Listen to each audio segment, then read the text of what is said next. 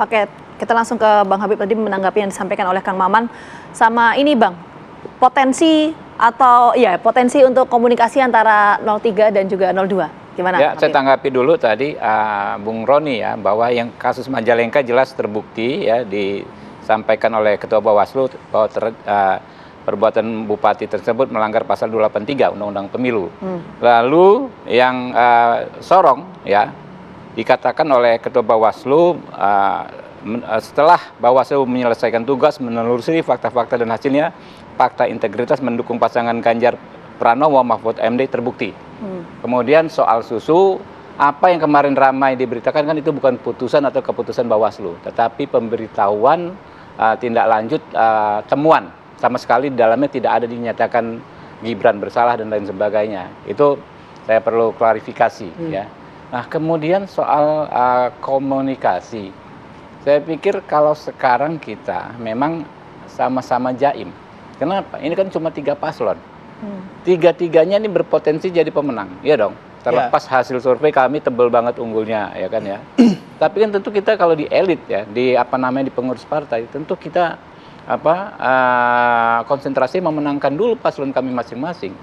Psikologisnya gitu ya? Psikologisnya seperti itu. Tapi kalau kami bicara ke grassroots, kami akan tawarkan ya pemikiran seperti ini. Hampir semua lembaga survei menyampaikan temuannya bahwa kami unggul jauh sekali dari paslon lain. Kalau tiga paslon tadi ini. Di putaran kedua, kalau misalnya indikator ya, ketika kami berhadapan-hadapan dengan Pak Ganjar, kami unggul di angka 58%. Pak Ganjar 20 sekian. Ketika berhadapan dengan Pak Anies juga kami di 58%. Artinya mau 1 putaran, mau 2 putaran, ya kalau menurut mayoritas lembaga survei, ya bahkan kami di surveinya paslon 3 pun unggul kan ya. Kami unggul gitu loh, mau 1 putaran, mau 2 putaran. Nah kami tawarkan kepada publik karena ada fakta bahwa ada sejumlah pendukung Pak Anies yang hatinya juga menyimpan Pak Prabowo. Dia mencadangkan hatinya untuk memilih Pak Prabowo di putaran kedua. Ada sebagian pendukung Pak Ganjar yang dalam hatinya juga mendua. Dia juga mencadangkan Pak Prabowo untuk dipilih di putaran kedua. Nah kami menawarkan kepada grassroots. Grassroots ini kan nggak bisa kita setir-setir. Ya, kita tawarkan rasionalitas ya.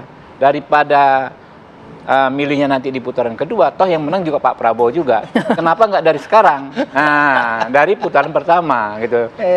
Kami tahu bahwa Pak Ganjar putra terbaik bangsa, Pak Anies putra terbaik bangsa, dan kami pun akan melayani seluruh rakyat Indonesia ketika Pak Prabowo jadi pemimpin. Gitu. Dan pikiran-pikiran Pak Anies, pikiran-pikiran Pak Ganjar tidak akan kami sia-siakan. Tentu kami juga akan menggunakan pikiran-pikiran mereka yang baik-baik tersebut ya dalam konteks mengelola negara ini ke depan.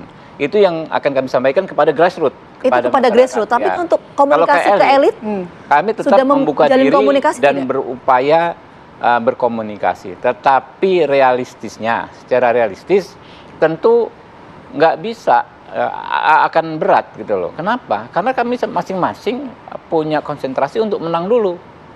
Iya kan? Ngobrol belakangan lah ya gitu ya. Yang penting Pak Maman pengen menang 1 putaran kalau bisa. Bu Mega kemarin waktu ulang tahun bilang pengen menang 1 putaran, kami pun demikian. Kan sebagai petarung kita juga saling menghormati. Ya udah, kita sama-sama bertarung, ada aturan main ya kan. Tapi komunikasi kami ke grassroots lain karena kami tahu yang namanya grassroots itu nggak bisa di remote begitu saja oleh para elit gitu. Tapi setidaknya kan kita menggambarkan apa yang disampaikan Bang Roni dan juga Kang Maman tadi. Kalau misalnya Bang Roni menyebutkan berbicara dengan tim pasangan Amin dengan dugaan kecurangan, intimidasi dan lain sebagainya, kan ada kekhawatiran juga, bukan kekhawatiran ya, mungkin itu menjadi concern juga dari tim pasangan Ganjar Mahfud bahwa harus ngobrol berdua untuk menghadapi Pilpres kali ini gitu loh Bang. Ya silahkan, itu kan kebebasan ya, teman-teman berkoordinasi. Makanya kami juga sebetulnya pengen juga diajak berkonsolidasi dengan Pak Hasto, diundang Pak Hasto ya kan, nanti kami akan undang ya nanti sekjen kami ya. kan bagus. Oke. Ya kita saling berkoordinasi ya. Tapi kalau nggak diajak ya juga nggak apa-apa ya kan, ya kita konsentrasi saja pada pemenangan Pak Prabowo. Oke, gitu. oke. Mungkin gini, di segmen ini kita fokus gini. Kalau kita bicara soal komunikasi, kan kita berangkat dari pernyataan Mas Hasto, Sekjen Yes. PDI Perjuangan, yang menyampaikan bahwa ini sedang menjalin komunikasi 01 dan juga 03. Ada persepsi di luar sana bahwa komunikasi yang saat ini tengah terjalin antara 01 dan juga 03 sebagai upaya untuk mengimbangi kekuatan dari 02. Mungkin itu fokusnya. Saya mau ke Bang Habib. Betul nggak? Merasa Ya. seperti itu nggak? Nanti saya tanyakan hal yang sama. Ya ke narasumber silakan yang lain. saja. Namanya persepsi itu kan bisa macam-macam. Ya, kita dari punya sudut pandang, publik punya sudut pandang, publik pun pasti terbagi-bagi, Oke. punya sudut pandang masing-masing.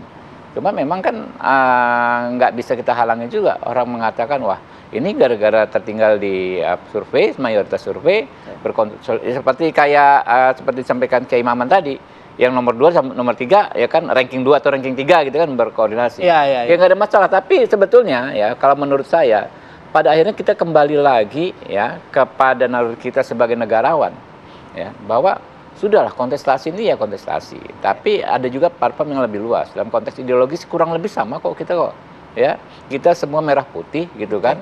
Oke. Jadi kontestasi ini tidak membuat kita terpecah belah nantinya gitu loh. Oke, 02 ini fokusnya untuk pemenangan, begitu ya. Jadi belum ada komunikasi dan lain sebagainya. Meskipun masih nunggu katanya. Oke, Kalau masih diajak nunggu. ngobrol mau aja kan. Nah, itu minta dia. diajak. Minta diajak. Minta diajak, Oke, ya. tapi ini kayaknya beda. Minta diajaknya maknanya beda ini. Saya mau ke Bang Roni. Bang Roni, betul tidak persepsi di luar sana menyampaikan bahwa komunikasi yang tengah terjalin antara 01 dan juga 03 ini sebagai upaya untuk mengimbangi kekuatan atau melawan kekuatan dari 02? Itu betul nggak, Bang Roni? Iya, terkait dengan soal kekuasaan yang terdistribusi ya, silakan tinggal sebut saja mana kementerian yang melakukan pelanggaran. Yang jelas dari kami 03 sering mendapatkan tekanan dan itu publik sudah tahu ya. Nah, menjawab soal survei buat saya itu bukan hal yang baru ya. Kita sudah melewati beberapa pemilu dan kita masih ingatlah 3 kali Pilpres Pak Prabowo sering mengatakan bahwa beliau menang dalam survei. Tetapi faktanya beliau tidak berhasil. Jadi kita sudah sangat hafal dengan paham dan apa yang dari sejarah pemilu yang sudah terjadi ya. Nah kalau bicara soal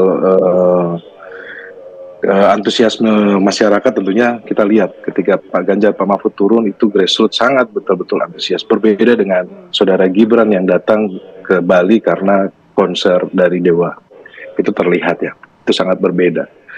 Dan saat ini kita fokus kepada situasi bahwa kita harus pastikan pendukung kita aman, tidak mengalami tekanan, intimidasi, sehingga rakyat bebas meyakinkan untuk kita bisa meyakinkan rakyat untuk program-program Pak Ganjar, Pak Mahfud, sehingga kita bisa memenangkan pemilu ini.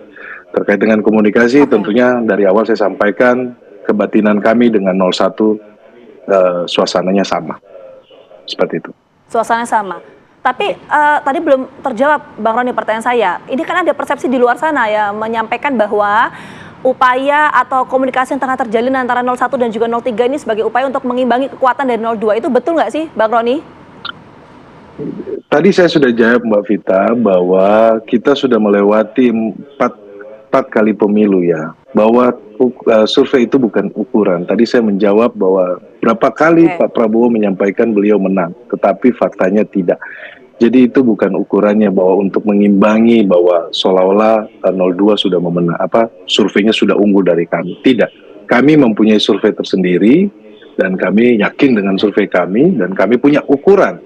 Tentunya kerja-kerja saat ini adalah kita fokus bagaimana kita turun ke bawah, kita benar-benar menangis dan tertawa bersama rakyat, kita tunjukkan bahwa Ganjar Mahfud dalam hal ini siap untuk melanjutkan estafet kepemimpinan yang ada.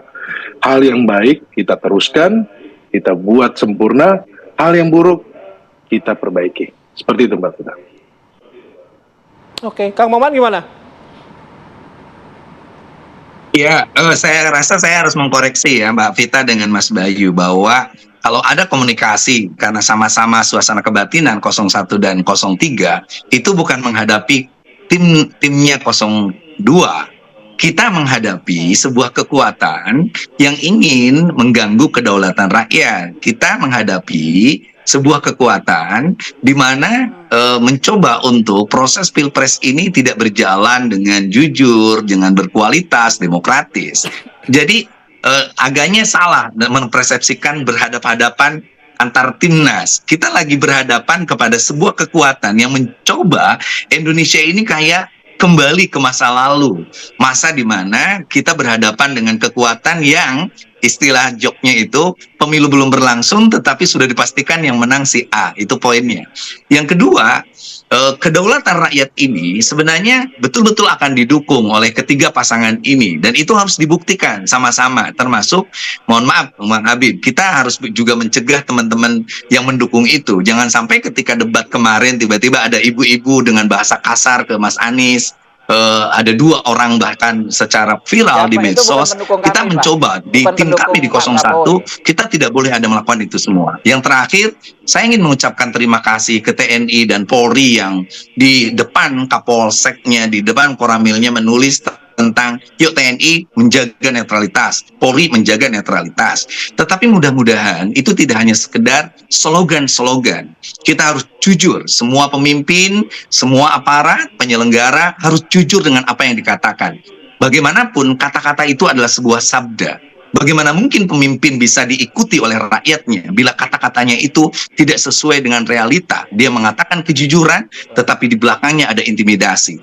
01 adalah calon yang memang dari awal dicoba dicegah untuk tidak muncul, dihalang-halangi, dipersepsikan buruk dengan stigma apapun, tapi alhamdulillah kami mendapat kesempatan untuk menjadi salah satu capres-cawapres yang bisa ikut konsentrasi ini dan bertarung dengan Pak Ganjar, Pak Mahfud, dengan Pak Prabowo, Mas Gibran. Kita buktikan kalau ketiga pasangan ini betul-betul dengan kekuatan timnasnya masing-masing, tanpa ada kekuatan yang saya bilang itu, saya rasa kita akan menghasilkan pemimpin Indonesia yang lebih baik menuju Indonesia emas di 2045 yang akan datang. Kang Maman, kekuatan apa sih yang Kang Maman maksudkan gitu?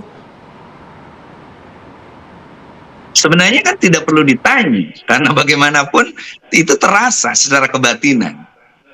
Saya sebenarnya ingin mengatakan kalau para orang-orang yang ada di timnas itu semuanya seperti Bang Habib bertarung sendiri dari nol, door to door dan sebagainya, kita tidak akan melakukan komunikasi kesepahaman dengan 01.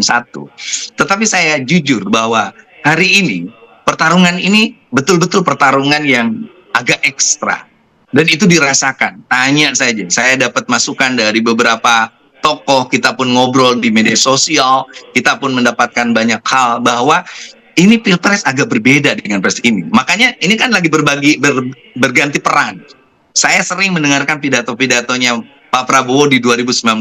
Ini negara milik rakyat, bukan milik sekelompok orang, bukan milik dan sebagainya. Nah, saya ingin mengulang pidato Pak Prabowo itu bahwa kedaulatan rakyat hari ini harus dijunjung, bahwa tidak boleh ada orang yang mengkhianati demokrasi, konstitusi, kedaulatan rakyat. Biarkan rakyat memilih, biarkan rakyat tidak diganggu dengan public opinion lewat survei dan sebagainya.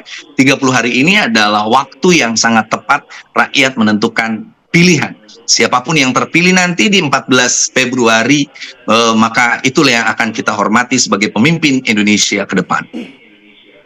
Oke, dikit saja Bang Habib untuk menutup ini.